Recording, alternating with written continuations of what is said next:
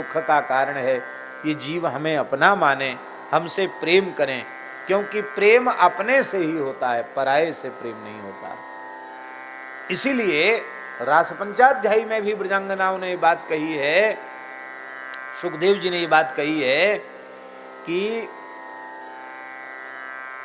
अनुग्रहाय भूतानाम मानुषीम देहमाश्रितः, प्राणियों पर कृपा करने के लिए भगवान अवतार लेते हैं। भजते तादृशी ही क्रीड़ा याह श्रुत्वा तत्परो भवेत्, यही भगवान के अवतार का प्रयोजन है। तो विविध अवतारों का प्रयोजन यह है, यह सुविधा है हमारे सनातन धर्म में, ये हमारे सनातन धर्म में सुविधा है। प्रत्येक जीव के जन्मांतरीय संस्कार भिन्न भिन्न होते हैं और उन भिन्न भिन्न जन्मांतरीय संस्कारों के कारण उसकी उपासना भी अलग अलग होती है। अब राजसी संस्कार जिसके हैं उसकी रजोगुण प्रधान उपासना होगी, राजसी देवताओं का ही अर्चन पूजन आदि करेगा। तामसी उपासना है तो वो तामसी उपासना के संस्कार उसमें रहेंगे। सात्विक भाव है तो सात्विक उपासना के संस्कार उसमें दिखाई पड़ेंगे। तो अपने पूर्व जन्म के साधना के अनुसार उसकी किस स्वरूप में रुचि उत्पन्न होती है, ये हम आप उसका निर्णय नहीं कर सकते। तो उसकी रुचि के अनुरूप जब उसको उपासना मिलेगी तो वह बहुत शीघ्रता से अपने लक्ष्य की ओर अग्रसर हो जाएगा। और एक की प्राप्ति में ही सब स्वरूपों की प्राप्ति, एक की प्राप्ति होगी तो सबकी प्राप्ति होगी। फिर वहां पहुंचने के बाद भेद नहीं रहेगा, एक मिल गए हैं? ऐसा थोड़ी है कि प्रहलाद जी को नरसिंह भगवान मिल गए तो अब राम जी का दर्शन नहीं होगा, अब श्री कृष्ण का दर्शन नहीं होगा, ऐसा तो नहीं है। श्री कृष्ण के भक्त को राम जी का दर्शन नहीं हुआ, राम जी के भक्त को कृष्ण का दर्शन, ऐसा नहीं।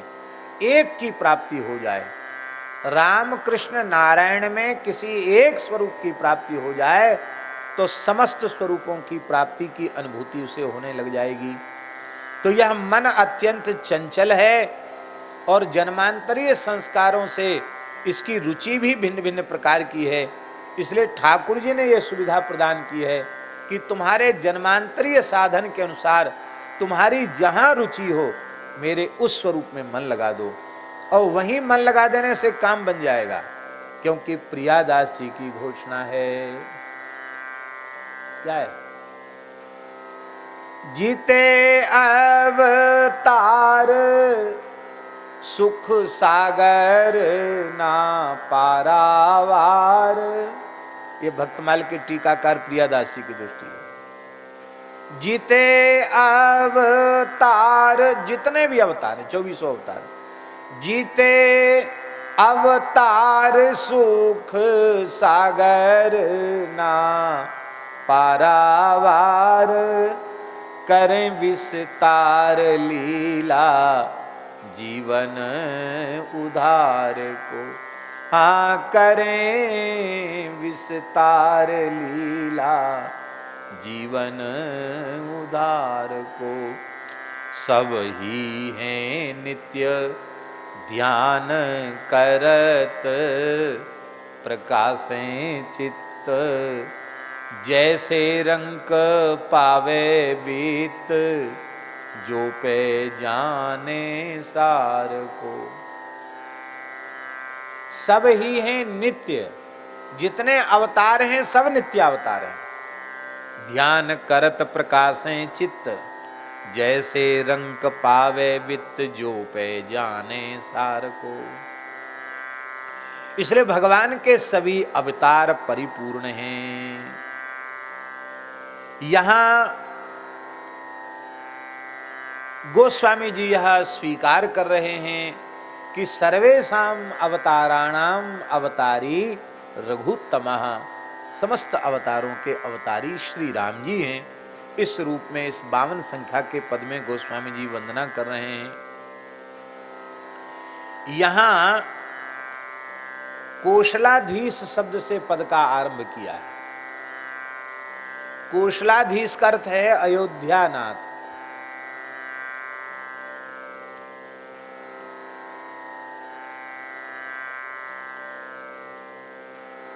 दक्षिण कौशल छत्तीसगढ़ प्रदेश को कहते हैं। किसी काल में नागपुर तक छत्तीसगढ़ ही था। नागपुर में ही राजधानी थी।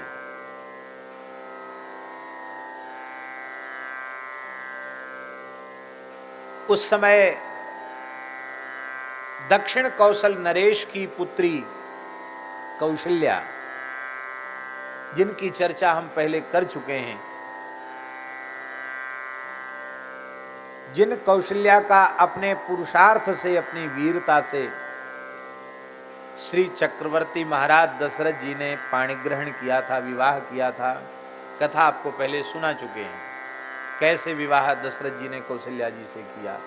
तो अपने जामाता के इस पराक्रम को देख करके दक्षिण कौशल नरेश वे इतने रीझ गए कि दहेज में उन्होंने अपना राज्य ही उनको दे दिया। एकमात्र पुत्री ही थी, दहेज में राज्य दे दिया। तो राज्य देने से उस देश को कौशल देश कहा गया, और महाराज कौशल ही थे, उनके नाम से कौशल देश था। तो उस क्षेत्र को दक्षिण कौशल कहा गया, और इधर उत्तर आ गया अयोध्या, तो वो दक्षिण कौशल हुआ, तो उत्तर कौशल अपने आप हो गया।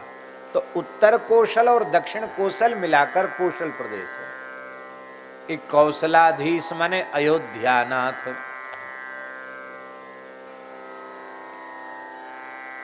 तब आप केवल अयोध्यानाथ की स्तुति कर रहे हैं? बोले नहीं, अयोध्यानाथ के रूप में अवतरित होकर, प्रकट होकर वे लीला कर रहे हैं। वस्तुतः जगदीश, वे सारे जगत के ईश हैं, और जगदेक हित, एकमात्र जगत का हित करने वाले हैं। उनमें अनंत अमित गुण हैं, और उनकी इतनी विस्तृत लीला है कि उसका पार शेष श्रुति सनकादिक सिद्ध भी नहीं प्राप्त कर सकते हैं। ऐसी उनकी विलक्षण लीलाएं हैं। तो इन लीलाओं में दास मत्स्यावतार की लीला कह चुका है, कच्छप अवतार की लीला भी कह चुका है। और महाराज जी शब्द बड़े विलक्षण हैं, आप सुनेंगे। बारिचर बपुसधर भक्त निस्ताप पर, धरणीकृत नाव महिमाति गुर्वी, मत्स्यावतार वर्णन कर दिया। सकल यज्ञान समय उग्र विग्रह क्रोड, मर्दि दनुजेश उद्धरण उर्वी, वाराह अवतार कह दिया। कमठ अति विकट तनु कठिन पृष्ठो परी, भ्रमत मंदर कंडु सुख मुरारी। पृष्ठे भ्राम्यद मंद मंदर गिरिग्रावाग्र कंडूयनान निद्रालो, कमठाकृतेर भगवत स्वाशानिला पांतुव, यत् संस्कार कलानुवर्तन वसाद वेला निभे नाम भसाम, याता यातमतंद्रितम जलनिधेर नाद्यापि विश्राम्यति। कंडु सुख मुरारी, प्रकट कृत अमृत गो इंदिरा इंदु वृंदारका, वृंद आनंदकारी। हे भगवान, आपने कच्छप अवतार ग्रहण करके बड़ी कृपा की। आप कच्छप अवतार न लेते तो ये देवता अमृत पान करने में समर्थ नहीं होते। कल हमने चर्चा की थी, भगवान अमानी मानदो मान्यः लोकस्वामी त्रिलोकधृक्। भगवान अमानी हैं। आपने भगवान गणेश का मान बढ़ाया, और इतने कहते हैं प्रकट कृत अमृत गो इंदिरा इंदु वृंदार का, वृंद आनंदकारी। हे कच्छप भगवान, आपने मंदराचल को पीठ पर न लिया होता तो ये जो रत्न प्रकट भय समुद्र मंथन से, ये रत्नों का प्राकट्य न हुआ होता। इसलिए रत्नों के प्राकट्य में भी आप ही हैं।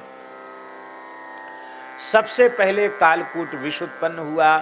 कालकूट विष को भगवान शिव ने ग्रहण कर लिया। सुरभि उत्पन्न भई, उच्चैश्रवा अश्व उत्पन्न हुआ और ऐरावत नाम का हाथी उत्पन्न हुआ और संतान देववृक्ष उत्पन्न हुआ। अप्सराएं उत्पन्न भई, लक्ष्मी जी प्रकट भई, वारुणी भी प्रकट हुई, चंद्रमा प्रकट हुआ, धन्वंतरी प्रकट हुए और तुलसी भी प्रकट हुई। पद्म पुराण के अनुसार तुलसी भी, इसलिए तुलस्यमृत जन्मासी, तुलसी जी का जो मंत्र है तुलसी उतारने का, उसमें तुलस्यमृत जन्मासी सदात्मं केशव प्रिय केशवार्थे अथवा शालिग्रामार्थे चिनोमित्वाम मम दोषो न दीयताम, ये जो मंत्र कहा जाता है तो अमृत से उत्पत्ति तुलसी की भी है, इसलिए तुलसी भी समुद्र मंथन से ही प्रकट हुई, ऐसा पद्म पुराण में लिखा हुआ है। पांचजन्य शंख भी वहीं से प्रकट हुआ। तो इस तरह से पद्म पुराण के अनुसार देखें तो 14 रत्न नहीं 17 रत्न प्रकट हुए हैं। इस प्रकार से ये सब कुछ आपके संकल्प से ही प्रकट हो गया। मनुज मुनि सिद्ध सुर नाग त्रासक दुष्ट दनुज द्विज धर्म मर जाद हरता, अतुल मृग राज बपु धरित विदरित अरि भक्त प्रहलाद आह्लाद करता। हिरण्यकशिपु के अत्याचारों से सबको मुक्ति दिलाने के लिए, भक्त प्रहलाद पर कृपा करने के लिए, भक्त प्रहलाद को आह्लाद देने के लिए, आनंद देने के लिए आपने नृसिंहावतार ग्रहण कर लिया। बोलो नृसिंह भगवान की जय। अब श्री तुलसीदास जी महाराज वामन अवतार का स्मरण कर रहे हैं। बड़ा अद्भुत स्मरण है। छलन बलि कपट बटु रूप वामन ब्रह्म भुवन पर्यंत पद तीन करणम, चरण नख नीर त्रैलोक पावन परम, विबुध जननी दुषः शोक हरणम। हे भगवान, आपने बलि को छलने के लिए परब्रह्म परमात्मा होते हुए भी कपट पूर्वक वामन स्वरूप धारण किया। बहुत से लोग कहते हैं कि वामन माने 52 अंगुल, 52 अंगुल गात, ऐसा कोई भजन भी लोग गाते हैं। पर हमारा निवेदन है, संस्कृत भाषा में 52 नहीं कहते, 52 को क्या कहते हैं? द्विपंचाशत कहते हैं। तो भगवान द्विपंचाशत अंगुली के हैं, ऐसा दास ने नहीं पढ़ा है, इसलिए ये 52 अंगुल वाली बात दास की समझ में नहीं आती है। भगवान जब भी अवतार लेते हैं अपने अंगुल के प्रमाण से 108 अंगुल के होते हैं। किसी भी स्वरूप में भगवान प्रकट हों, 108 अंगुल भगवान के श्रीअंग का प्रमाण उनकी अपनी अंगुली के नाप से होता है। तो वे चाहे 52 बन जाएं और 52 से भी छोटे हो जाएं तो भी 108 अंगुल के ही रहेंगे। यही उनकी भगवत्ता का प्रमाण है। कई प्रमाणों में एक प्रमाण ये भी है। तो दास ने निवेदन किया और पुनः निवेदन करूं कि विप्र बालक के यज्ञोपवीत संस्कार के समय का निर्धारण भगवान वेद कर रहे हैं। ब्रह्म वर्चस कामस्तु 5 वर्षम एव ब्राह्मणम उपनयित। ब्रह्म तेज की कामना होवे तो 5 वर्ष के ही विप्र बालक का यज्ञोपवीत संस्कार हो जाना चाहिए।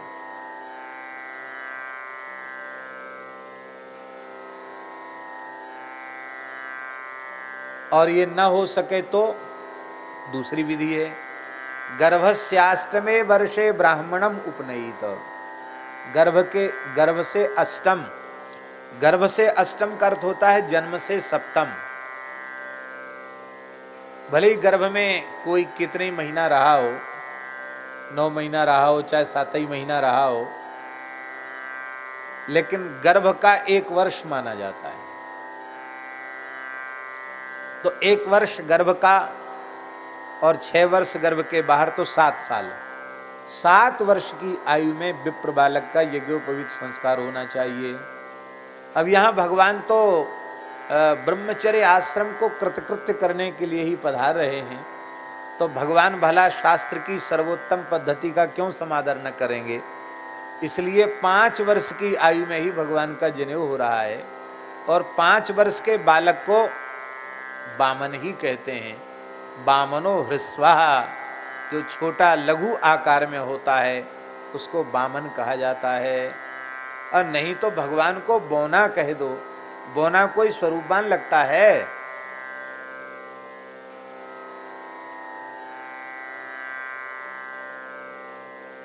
द्रोणाचार्य कितने वर्ष के हो तुम हैं? 11। अब ये बालक है, द्रोणाचार्य नाम है इसका, ये 11 साल का है। अब इसके 6 साल और कम कर दो। 11 वर्ष में इतना बड़ा दिखाई पड़ रहा है, इसके 6 साल और कम कर दो तो 5 वर्ष में कितना छोटा होगा ये। और हम समझते इन दोनों का तो 5 वर्ष की आयु में ही जनेऊ हुआ, ये कृष्णदास का, इनका द्रोणाचार्य का।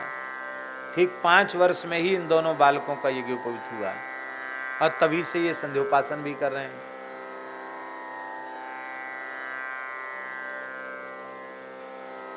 तो कितने बालक तो आए थे जब अपने यहाँ यज्ञोपवीत संस्कार हुए, तो बेचारे ऐसे थे कि वो 4-5 वर्ष के बच्चे वो लंगोटी लगा के ऐसे लग रहे थे मानो सनकादिक भगवान फिर से आ गए क्या। ऐसे छोटे छोटे बच्चे, ये नहीं बन रहा था किधर से लंगोटी बांधे, उल्टी बांधे कि सीधी बांधे। तो 5 वर्ष का, हमारे कहने का 5 वर्ष का बालक कितना बड़ा होता है। ऐसा स्वरूप आपने धारण किया और इतने छोटे आकार से भी इतने बड़े हो गए कि भुवन पर्यंत ब्रह्मांड की आखिरी सीमा अंडकटाह जहां है वहां तक भगवान का चरण चला गया। आखिरी सीमा तक भगवान का चरण चला गया।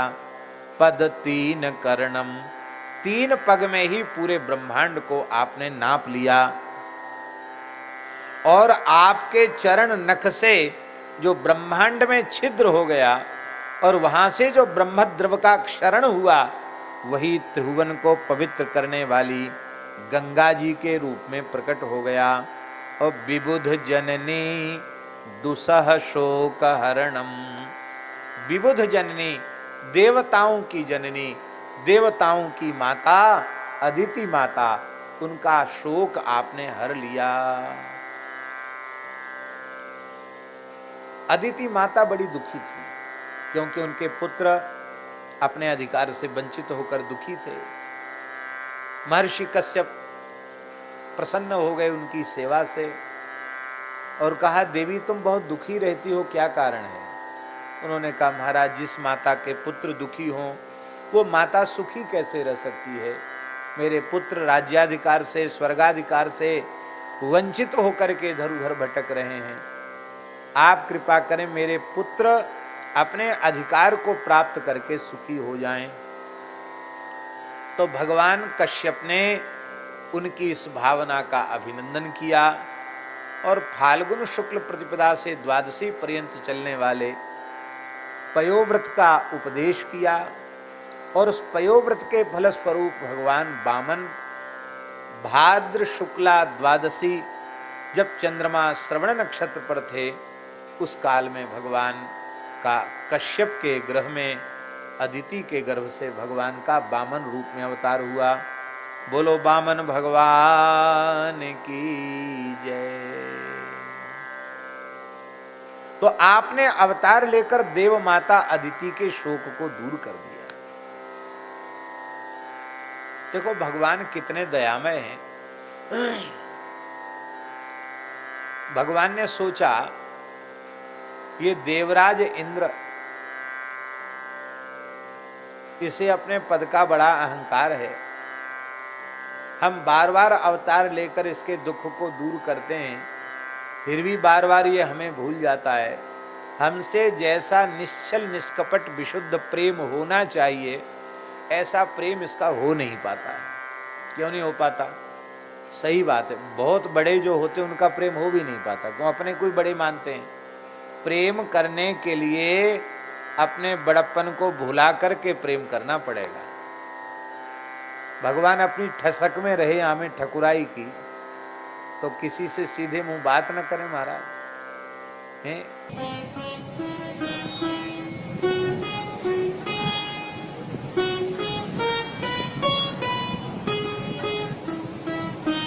श्री सीताराम प्रतिदिन सत्संग एवं दर्शन के लिए श्री महाराज जी के ऑफिशियल चैनल को जरूर सब्सक्राइब करें।